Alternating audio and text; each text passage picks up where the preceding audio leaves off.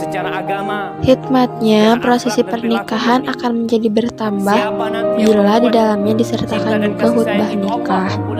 Selain berfungsi sebagai pembekalan bagi pasangan yang menikah, khutbah ini juga menjadi penyemangat bagi para hadirin yang masih belum menikah untuk segera menikah.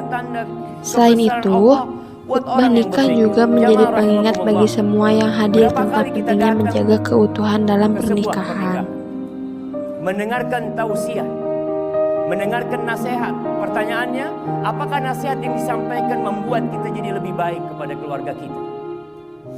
Anak ingin menyampaikan kepada wildan, Rasul sallallahu alaihi wasallam bersabda, bukan hanya untuk wildan, tapi untuk seluruh lelaki. Nabi mengatakan, istausu bin nisa'i khairan. Kalian tuh jaga, ini wasiat Nabi SAW, jaga, rawat perempuan-perempuan itu dengan baik. Bukan hanya istri. Perempuan itu mungkin adik kita, perempuan itu mungkin kakak kita, perempuan itu mungkin bibi kita, perempuan itu mungkin ibu kita. Istausu bin nisa'i khairan. Kita diperintahkan untuk berbuat baik kepada seluruh wanita. Lalu Rasul SAW berbincang tentang pernikahan ini. Mereka yang menjalin akdul qiran. Kata Nabi SAW, فَإِنَّكُمْ أَخَذْتُمُوهُنَّ بِأَمَانِ اللَّهِ وَاسْتَحْلَلْتُمْ فُرُوجَهُنَّ بِكَلِمَةِ اللَّهِ.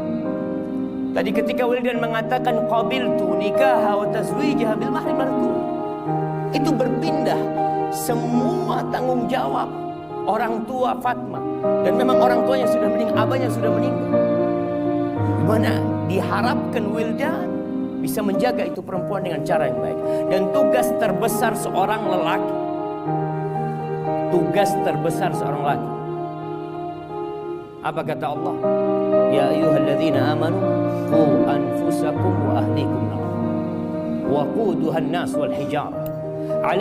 Khutbah sholat Jumat adalah salah satu rukun wajib saat melakukan sholat Jumat, yang mana sholat Jumat sendiri merupakan salah satu kewajiban bagi kaum muslim laki-laki.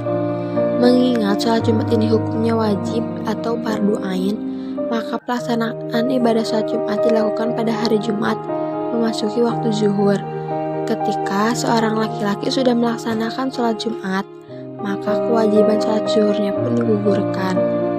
Salah satu syarat sah pelaksanaan sholat Jumat yaitu didahului dengan khutbah yang dilakukan sebelum sholat Jumat.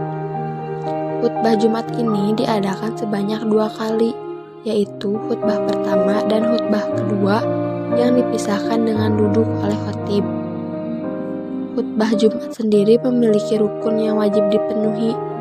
Terdapat 5 rukun khutbah, yang mana disyariatkan menggunakan bahasa Arab, dilakukan dengan tertib sesuai urutan dan kesinambungan atau muawalah. Rukun yang pertama adalah memuji kepada Allah di kedua khutbah. Rukun yang kedua membaca sholawat kepada Nabi Muhammad SAW di kedua khutbah. Yang ketiga, berwasiat dengan ketakwaan di kedua khutbah. Yang keempat, membaca ayat suci Al-Quran di salah satu 2 khutbah. Yang kelima, berdoa untuk seluruh kaum mukmin di khutbah terakhir. Marilah kita bersama-sama meningkatkan keimanan dan ketakwaan kita kepada Allah Subhanahu wa taala. Takwa dalam arti yang sebenarnya, yaitu berusaha untuk mengamalkan atas apa yang diperintahkan oleh Allah Subhanahu wa taala dan berusaha untuk menjauhkan atas apa-apa yang dilarang oleh Allah Subhanahu wa taala. Karena sesungguhnya apa yang diperintahkan oleh Allah Subhanahu wa taala di dalamnya ada sebuah kemaslahatan dan manfaat bagi kita semua. Adapun yang dilarang oleh Allah Subhanahu wa taala di dalamnya ada sebuah kerusakan dan kemafsadatan yang akan menimpa pada kita semua. Maka daripada itu, marilah kita bersama-sama selalu meningkatkan keimanan. Khutbah Id hukumnya adalah sunnah yang merupakan kesempurnaan sholat Idul Fitri atau sholat Idul Adha. Khutbah Id dilaksanakan dengan 2 khutbah, dilaksanakan dengan berdiri dan di antara keduanya dipisahkan dengan duduk sejenak. Khutbah pertama dilakukan dengan cara sebagai berikut. Yang pertama, membaca takbir sebanyak 9 kali, kemudian memuji Allah dengan sekurang-kurangnya membaca Alhamdulillah. Selanjutnya membaca sholawat Nabi antara lain dengan membaca Allahumma sholli ala sayyidina Muhammad berwasiat tentang takwa, dan yang terakhir, membaca ayat Al-Quran.